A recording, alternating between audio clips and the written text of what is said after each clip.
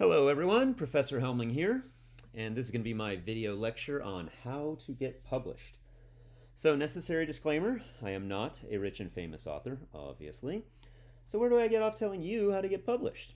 Well, I have had a few things published here and there, and I know others in academia who've been published extensively, and I've read from and about people who are rich and famous for their writing. So from all that, I know a few things that you might want to know. So, one thing I always tell my students is that getting published takes some combination of three different ingredients. Those being talent, luck, and hard work.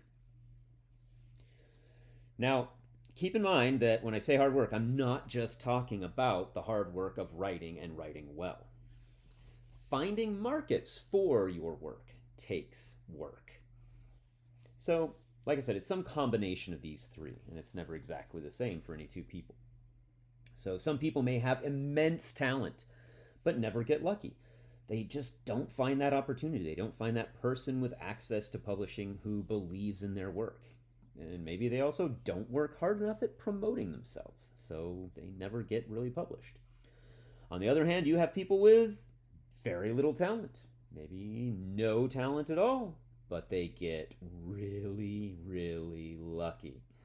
Maybe they don't even have to work especially hard to get noticed in the first place, and then they end up becoming millionaires for supposedly writing. Stephanie Meyer's cough.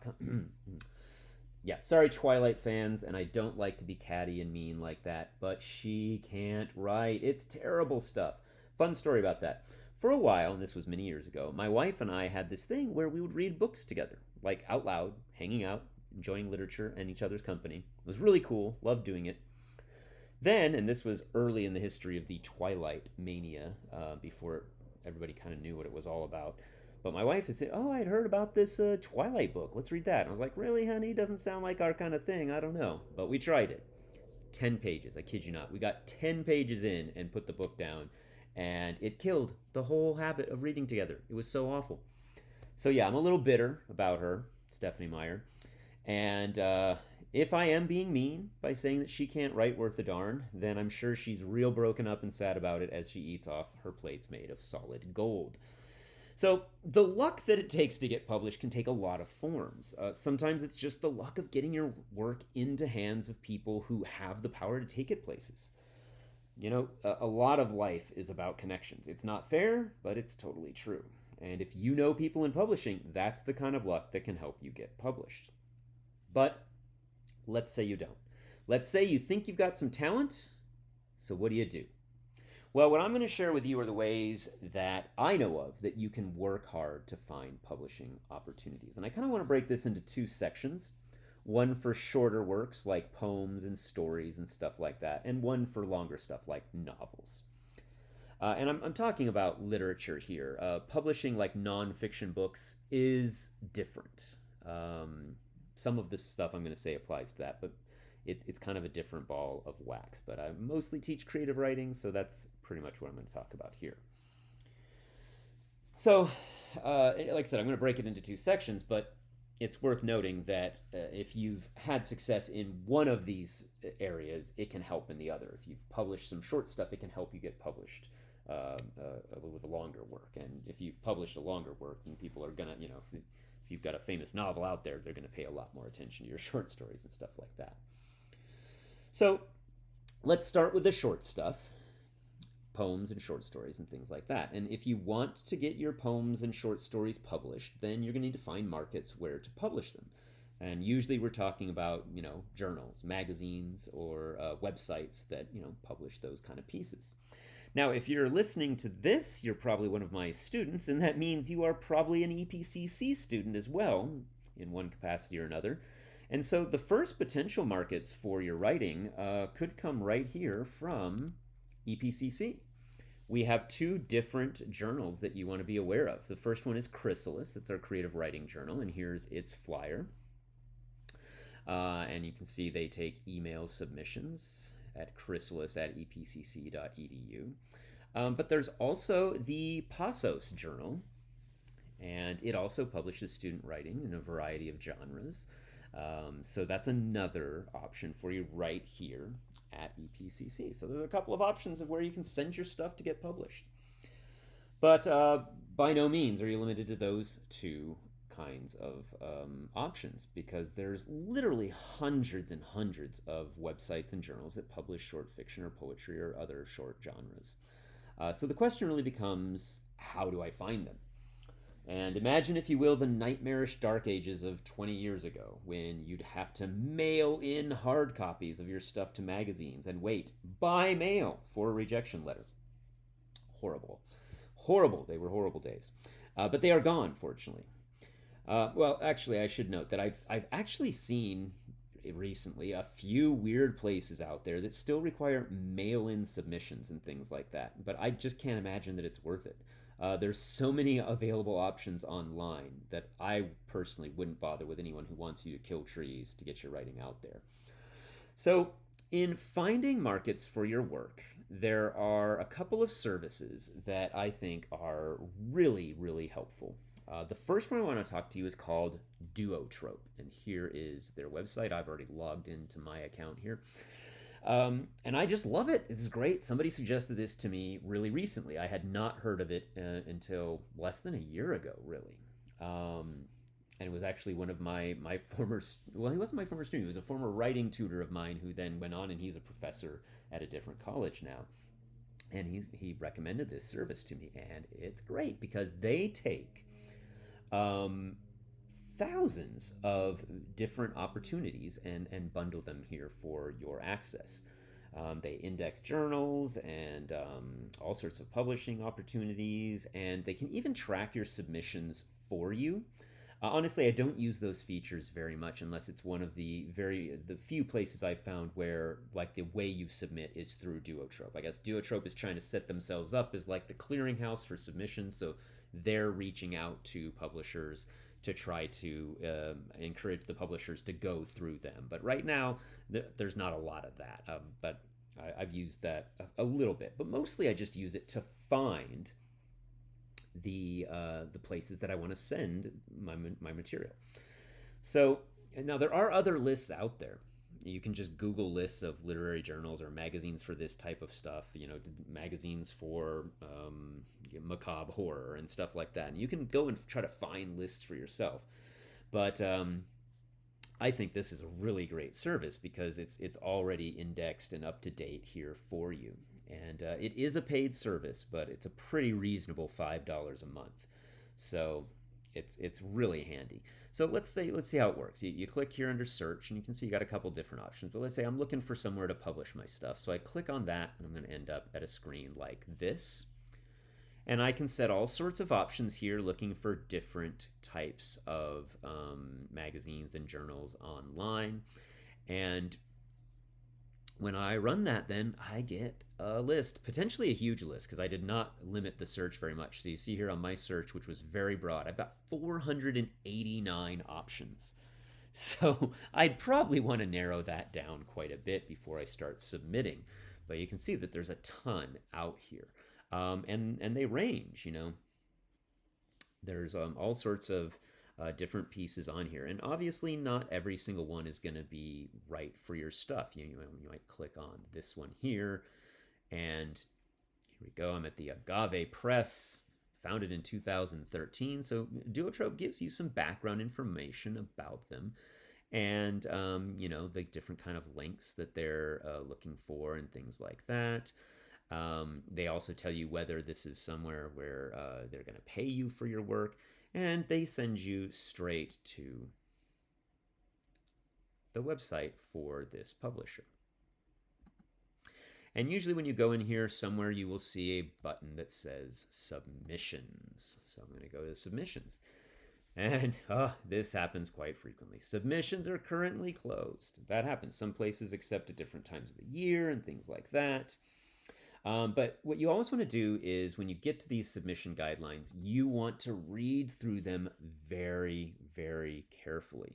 One thing that they'll almost always say is, read the magazine to get a feel for what we published. And that is great advice. It's also hard work. Realistically, there's hundreds of these publications out there. We all love to read. If we didn't, we wouldn't be writers. But do you have time to read every journal out there? If you do, great. I hardly ever do. What I kind of do is I'll eyeball the journal's webpage, get a feel for their style, see if my stuff or any of my stuff might fit in it, maybe read or skim a piece or two just to see if this is somewhere that might conceivably ever be interested in my type of stuff. But like I said, there's a lot that they're going to tell you in their submission guidelines. They'll tell you things like what kind of word counts they're interested in.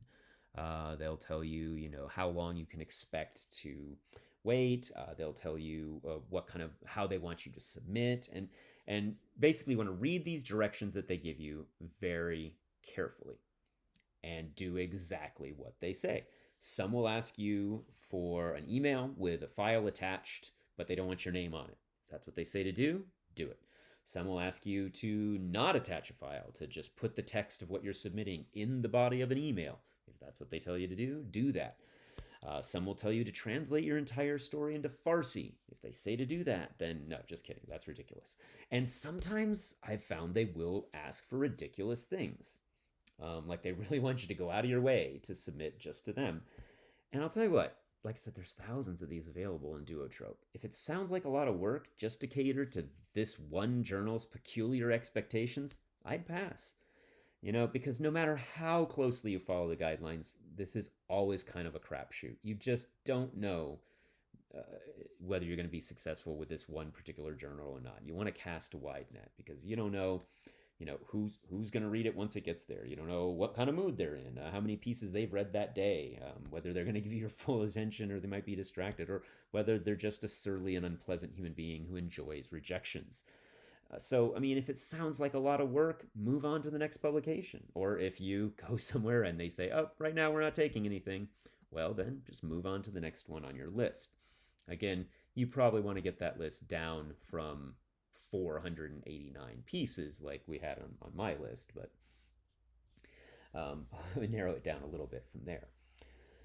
Now, another direction you may see on websites with their directions for publishing, like here's the New Yorker's. Now, this is a really big, really highfalutin magazine, obviously. You don't see the submission button quite as prominently here. For this one, they don't want everybody just spamming them. This one, you actually have to go all the way down to contact, and then under contact, they do have directions for submitting pieces to them. But so inside of these submission guidelines, you'll sometimes see something about simultaneous submissions. And sometimes what they will say is they don't want simultaneous submissions, no simultaneous submission. What this means is that if you're sending them a piece, they only want you to send it to them. They want to be exclusively looking at it. And so you have to send it to them and then wait for them to say, yes, we want it, or no, we don't, before you send it to anyone else. Now, if you're talking about a novel you're sending to an agent or a publisher, then that's reasonable. I don't know if I'd say reasonable. I can understand it. I still think it's kind of unreasonable. But if it's just some journal that you're sending a poem to for them to consider, and they expect you to just sit around and wait for 6 months while they make up their mind whether they want that one poem, I think that's ridiculous, and I wouldn't do it. I don't send to places that say no simultaneous submissions unless it's something real niche that I've written that seems like a good fit for them and not a good fit for a lot of other places. I'm like, well, there's really nowhere else where I want to send this anyway, then I'll send it. But usually I kind of resent the no simultaneous submissions because it feels like those journals are like so full of themselves that they think you're just going to sit on your hands for a couple of months while they decide if they want it or not. So like I said, if I would recommend if you see that, just move to the next one on your list and keep trying. Now, another thing that they might tell you is that they want your work in a manuscript format. And that's a particular set of guidelines for formatting your document. And here is a example. And this is just something I Googled, just Googled manuscript format to find this. And this is pretty much what it looks like. Now, the funny thing is that sometimes they'll say we want it in manuscript format, and then they'll tell you to do things that are expressly not part of manuscript format. Like they'll tell you they want it in manuscript format, but it shouldn't have your name on it because they sometimes do blind reading. So you attach the file without your name on it. But you can see the features here. It's got your name and your address, your email, your phone number, the word count in the upper right-hand corner. Everything's double spaced. And then on the subsequent pages, if you look at the second page, you'll see the header is going to be your last name, an abbreviated version of the title, and the page number. I'm sorry, we're getting pop-ups galore here. And that's pretty much how basic manuscript format works. So they might tell you that, and you want to look up the format and follow that. Another thing that you're going to want to have ready when you submit to places is a bio. It's a short biography of yourself as a writer. You write this in the third person, and if you have publication history, publication credits, you want to reference those in some way. Usually, if you've got a lot, then you probably either list your most recent or your most prestigious. You know, like if you've been published here in the Agave Press and you've also been published here in the New Yorker, well, guys, you're going to put the New Yorker first because that's very impressive. I'm sure the Agave Press is a lovely little journal, but the New Yorker is big time stuff. So yes, you want a little history of your publications. Now, some people like to get really whimsical and talk about weird stuff in their bios, like their cats and stuff like that. I really don't think that having a clever bio is going to help you stand out that much. And I've definitely seen many people trying to be clever in their bios, and it kind of seems like it falls flat. But since I've seen those, that means they did get published also, in addition to just straightforward bios. So I don't think it hurts you either way. One thing that you will want to do is include in your bio is if you have a website or a blog for your writing, you definitely want to promote that. Maybe your other social media handles and stuff like that. Now, another tool that you will run across if you start doing this a lot is Submittable. And you see here at the New Yorker, that's how they take their poetry submissions. And Submittable is another great tool. And this is just a screen at my Submittable account where it's managing, you know, stuff that I sent off. But where you'll usually see it is when you are at a publisher, you click here, and it's going to take you to their Submittable screen where it'll tell you what they want, go over their submission guidelines, and then it'll give you your address and stuff like that, or my phone number, whoops. And that's all set up in your Submittable account. And then here's the form. And now different publishers will want different amounts of stuff in here. Sometimes there's many more questions, but here's just the title. They want that bio/cover letter, and you attach the file, and that's it. Simple, easy peasy. And then that goes into this submissions manager where you can track its progress. So it's a really great tool. And I'm always glad when I'm looking at some magazine or something, and they have, like the New Yorker does here, where it's a Submittable account, because I know it's just going to be a lot less painless submitting it. They're not going to ask me to, you know, paste this in an email, yada yada yada. And then it's in my email, and if I ever want to dig it out again, I got to go searching through my sents and stuff like that. It's just Submittable's great. So that's always a plus. Now, like I said, Duotrope here can keep track of some of your submissions if you go through them. Submittable can keep track of your submissions here, but I think it's best, and what I do is I also just keep a list of submissions in my Notepad app here, just keeping track of what I sent where and when. And you know, if you look at this screen, guys, you'll see the word rejected quite a bit. And I'll tell you what, you need to understand this. There will be rejections. There may be a lot of them. Every great author has a story about how their novel that went on to make millions was first rejected by X number of publishers. You know, and I've heard from publishers also, you know, every publisher and agent has a story of the great novel that they rejected that went on to make millions. And that's just the way it is. And these rejections, they hurt. They sting like the dickens. And if you want to be in this game, you absolutely must develop a thick skin for this because it's part of the process. And usually they're just form rejections. Sometimes they'll tell you feedback, and sometimes that feedback will make you think they didn't really read your piece at all, and you'll want to go hunt them down. But don't. Just keep writing, keep trying. Now, one thing that's great is sometimes if you send out, as you can see on my list, I sent out a lot of stuff there, and sometimes once you send the same piece to a lot of different people and it gets accepted at one place, then you get to go back and tell all the other places you sent it, never mind, you can't have it anymore. So then it's like you're rejecting them, and that feels really good. So, and by the way, if that happens, you definitely want to do that. If you have sent a piece out to several different places and it gets accepted at one, you must go tell all the others it's off the market now. It's been accepted somewhere else. I need to withdraw it. You need to do that. And again, Submittable has a function for that. So that's another great thing about Submittable. You don't have to go see, like, here are the pieces that I withdrew because they got accepted somewhere else. So you don't have to go find your email and then reply to the original email that you sent to this person. But that's why it's important to keep track. Now, like I said, on a Duotrope here, when you get those results, you'll get all sorts of different stuff. Yeah, sure, I guess I want to send the form again. I don't know. You'll get all sorts of different stuff, and some of these are flagged. See what it says here, new, as fledgling journals that are preparing for their first issue. And then, a New Yorker is also in Duotrope there too. So you get a wide range of different types of options. Now, some of them you'll find are academic journals. Like, here's the Arkansas Review, and that is an academic journal run by a university.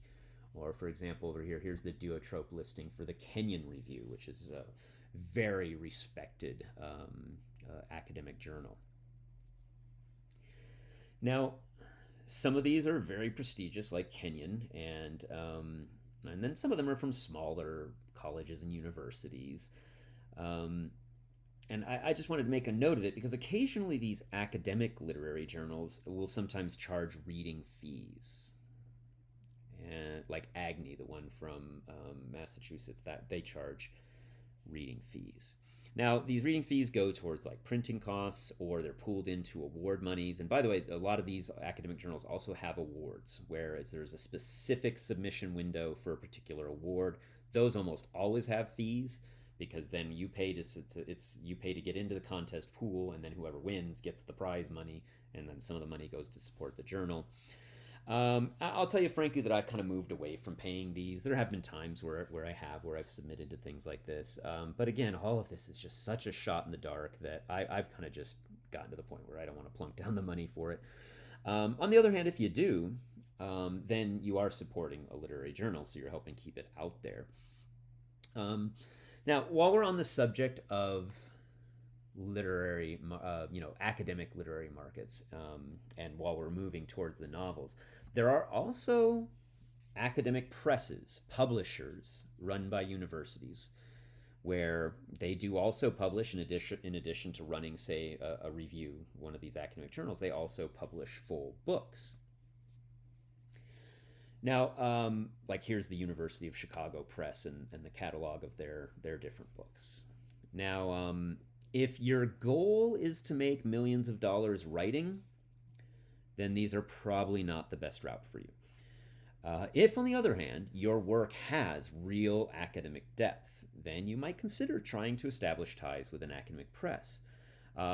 This is honestly much easier if you are in academia. Like, I know poets and writers who are also professors, so their work is, kind of the serious literary fare that an academic press would want to publish. These presses don't publish genre stuff. It's not going to be romance novels or horror novels. They're not looking to publish blockbusters. They're not run to make money. They're part of academia. They're part of putting interesting work out there. So if your work is dealing with that world of ideas, it's pushing boundaries in literary form or expression, then this is an option. And, it is worth noting that sometimes people from this part of the publishing world do become well known and do have profitable careers in the popular press. I would think a good example of that is El Paso's own Ben Saenz, who started off very much as an academic, in the world of academic publishing, and has now grown, especially with his YA novels, Aristotle and Dante, which are now being turned into movies and all this stuff. So, Ben, good for him, has had a lot of success outside of that world too. So it does happen. But let's say that what you're writing is more genre. It's more the stuff that you think people are going to read for fun entertainment, and you want to sell it, get rich, and buy your own island. So the first thing to understand about that is that it might not happen, and might not is the charitable nice way of saying probably won't. I mean, I don't mean to be negative. But I was recently listening to a podcast from an author who talked about something very similar to my talent, luck, work idea here. And he was noting that on Amazon, more than half the books listed only sell about a copy a month. So there's a lot of writing out there, guys, and not everyone wins the race. Not everyone is going to get rich and famous doing it. So if your goal is to get rich, there are probably better ways to do that out there. And I just, want to be realistic with you. Now, I am by no means saying don't go for it. I absolutely think that every writer should try to get their stuff out there and published. But I think it's best if you're doing that because you'd love to have an audience, not because you want to retire early. We write because we want to be read, right? For many of us, it's a compulsion. We generally don't have a choice. We're going to be writing anyway. And if you're writing anyway, you might as well try to get it in print. But and you might get rich while you're doing it. And that's great. So let's say that you've got a novel. What do you do? And by the way, you have to have the novel written. No one's going to give you a publishing deal for an idea or a first chapter of a novel. Now, nonfiction's different. If you've got some sort of expertise in a nonfiction field and you want to write a nonfiction book, you can write a proposal and maybe get a deal before the book is done. But for fiction, if you're writing a novel, you have to have the book finished and polished enough to show off before you can get anywhere. So once you do, your best bet is to find an agent. Now, agents are professionals who are connected to the publishing industry. And what they do is they've got the contacts. They know the people who can put your book in print.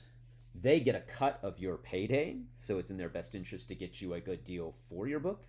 And because of this, though, they're only going to work with you if they think that you can make them some money. Capitalism. So how do you get an agent? Well, first you have to find them. Now, Duotrope here does have an agent search. See, search for agents. Now, I have to admit, though, that I've never used their agent search. The last time I shopped a long project around, I used these books. These are the writers' markets. They come out every year. You can see they have one specifically to literary agents. They have another bigger book, which is all sorts of different opportunities, but it includes everything that's in the literary agents book. And so that, again, this was a while back, but the last time that I was shopping around a big project, it was before I knew about Duotrope, and I was using the writer's market. So you go through the agents listing and you see which agents look like there's descriptions of each one, see which ones look like they might be interested in representing your work.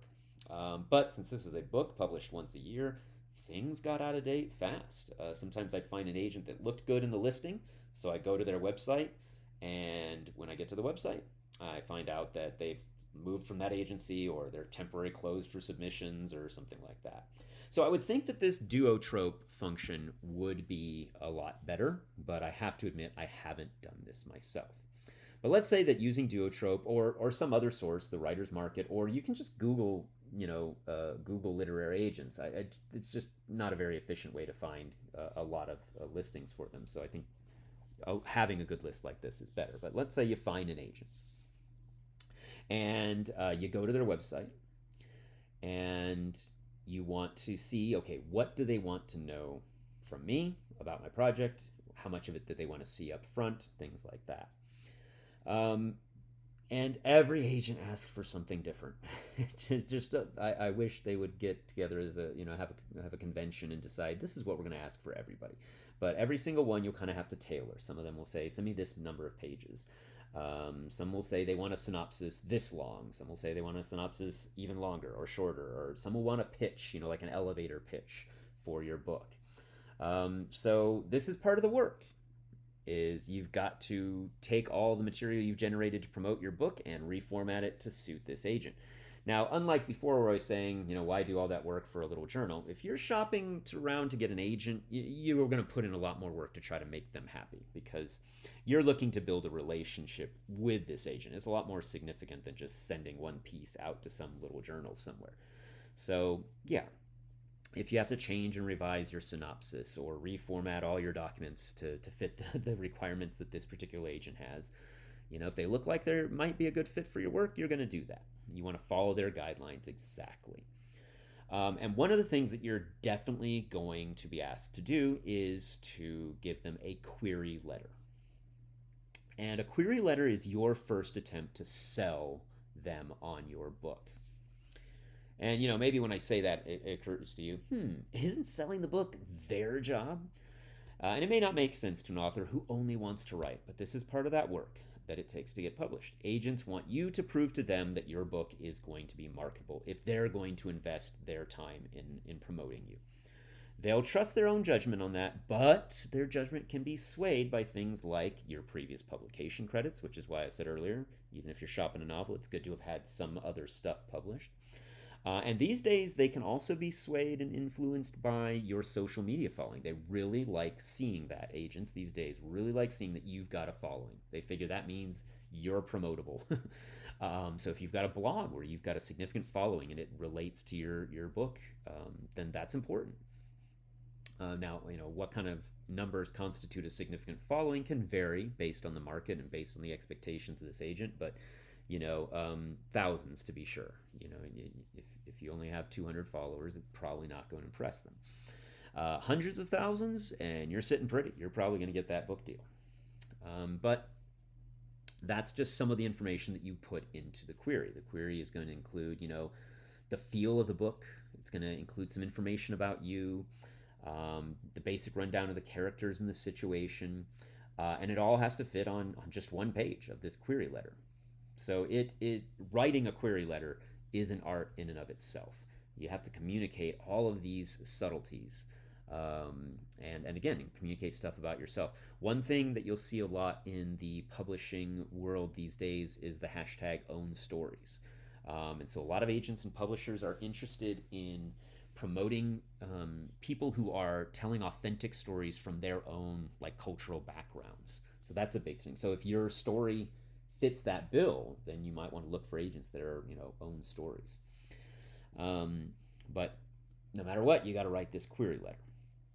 And not everything, but most of what I know about query letters, I have learned and refined my understanding of from this website right here. It's a godsend. And I discovered this several years ago, and then I looked back after learning so much from this. I'm like, oh, my query letters before were awful. I'm not even going to try to give you the Cliff Notes version of this site because, but what it is that this agent, a literary agent, is giving people feedback on query letters and telling them this is what you're doing wrong here, and this is why you should do it differently. So again, her advice is really good. And if you are serious about trying to get a novel published, you should go and study Query Shark before you write and send off your query to an agent or a publisher. You should totally study this website. She's got FAQs on the side, and then she's got tons of examples where she goes through and breaks down these letters and explains what this person could be doing smarter to grab an agent's attention. Now, one of the things that you can also learn about, and she mentions it here on her site quite a bit, is knowing your genre, whatever genre you're writing in. Publishing has certain, for example, length expectations based on genre. So, you can write a brilliant novella of under 50,000 words. It's great literature. But the bottom line is that probably no publisher is going to want to print that. Why? Because it's just short, and it's just not very marketable. A short little book, unless you're an established author already, they can pull it off. So you got to know your genre. You're writing sci-fi, your book needs to be about 100,000 words. A thriller needs to be a little shorter. Fantasy can be longer. Young adult can be much shorter. It's just one of those things you have to figure out when you're trying to sell your book. They're called comps. What's comparable to your book in the market? And it's really best if in your query letter you can point to a few recent books that are similar to yours. And that tells the agent what kind of readers might be out there who would be drawn to your text. Again, you might be thinking something like, my book's different. I don't want to write like other people. And of course, sometimes people do break through with something completely different, something unique that makes a splash. How do they do it? Like I was saying, there's some luck involved. Writing isn't easy, but at least when you're writing, you have that thrill of creation. It's its own reward. Wading into the publishing industry, on the other hand, well, if you're like me, you'll hate almost every second of it. You'll shake your fist at the inefficiency, the lack of vision, the groupthink of it all, the sheer bureaucracy. But when you're done shaking your fist, if you want to see your stuff out there in the marketplace of ideas, you've got to put in that work. Which, by the way, brings me to the final topic of this lecture. What if you just want to do the work yourself to publish it yourself? There are many great works of literature that had to be self-published because they were ahead of their time, like James Joyce's Ulysses.